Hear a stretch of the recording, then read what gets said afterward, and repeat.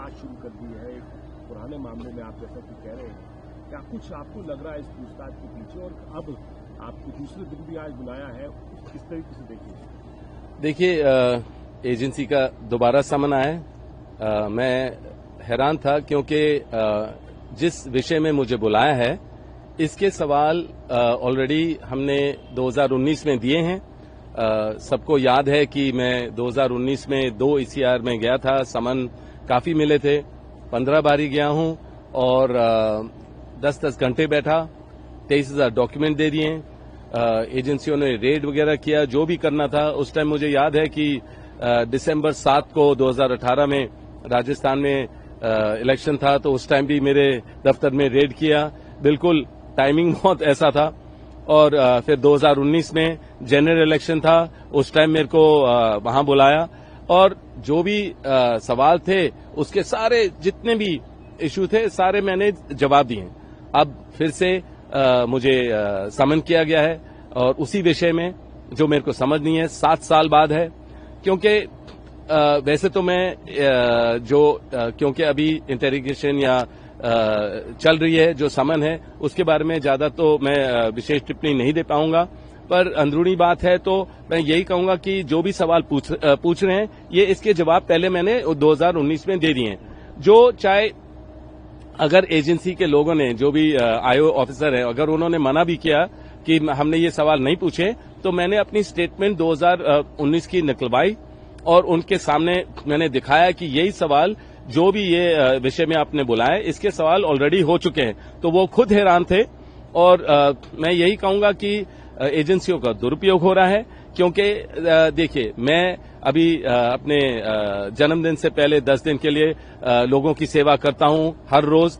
वैसे तो हमेशा करता हूं, पर 10 दिन लगातार करता हूं। अभी वो सारा रुक गया है क्योंकि मैंने अंधे बच्चों के साथ, विकलांग बच्चों के साथ, बुजुर्गों के साथ मैंने प्लान किया था काफी चीजें, अभी वो रुक गई हैं।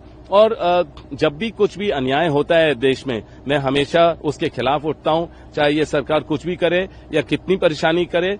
तो मुझे हमेशा लगा है कि जब मैं लोगों की आवाज बुलंद करता हूं, जो अन्याय हो रहा है उसके बारे में जिक्र करता हूं, या खुद अगर मेरी कोई भी इच्छा होती है या लोगों की इच्छा होती है कि मैं सक्रिय राजनीति में आऊं, तो उस समय भी एजेंसियों का दुरुपयोग होगा, हमें परेशान किया जाएगा। और मैं हैरान नहीं हूं कि उसी समय जिस दिन मुझे समन दिया या मैं एजेंसी पे गया हूं, उसी दिन राहुल और सोनिया जी को चार्जशीट किया गया है। तो ये इनका प्रचार करने का तरीका है सरकार का कि बीजेपी की एजेंसियों को गलत इस्तेमाल किया जाए और प्रेशर डाला जाए। पर हमें इससे हम और मजबूत होते हैं। मुझे पता है हमारी जो सोच है और मजबूत होती है, हमारे परिवार के रिश्ते बहुत मजबूत होते हैं और हमें झेलने की क्षमता है और लड़ते रहेंगे, सच्चाई के लिए लड़ते रहेंगे। और मुझे पता है कि हर चीज स्पष्ट हो जाएगा, जितनी बारी भी भेजेंगे हर चीज स्पष्ट ऑलरेडी है, पर फिर भी मैं हर क्लियर तरीके से बोलता हूं। और मैं यही कहूंगा कि अभी जो कहीं भी अगर कोई भी उम्मीदवार होता है, एजेंसियों को भेजा जाता है, केस शुरू हो जाएंगे और जैसे ही वहां इलेक्शन खत्म होता है उनका पता ही नहीं चलता है, केस खत्म हो जाता है, हर चीज होता है।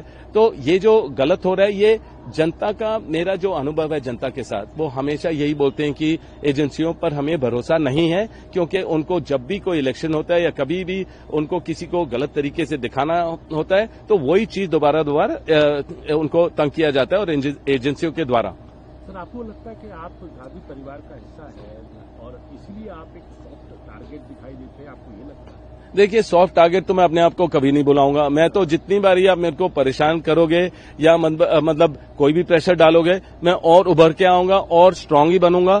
तो टारगेट हो या जो भी है, टारगेट है क्योंकि हम रेलेवेंट हैं, हम लोगों की बात रखते हैं, हम किसी से डरते नहीं है, हम हमेशा लोगों के लिए लड़ते रहेंगे। और संसद में चाहे राहुल को रोका जाए या मुझे बाहर रोका जाए, हम तो लड़ते रहेंगे, सच्चाई के लिए लड़ते रहेंगे और लोगों के लिए लड़ते रहेंगे। तो टारगेट हैं हम जरूर, पर सॉफ्ट टारगेट नहीं है, हम हार्ड टारगेट है और हार्डर बनते रहेंगे। देखिए, मेरा ये सोच है कि समय बदलता रहता है, हमेशा समय बदलता रहता है। क्यों जो हमारे ऊपर बीत रही है, या मतलब कि अगर आप हम जो झेल रहे हैं, ये समय भी बदलेगा तो हो सकता है उन लोगों को भी झेलना पड़े, तो समय समय की बात है।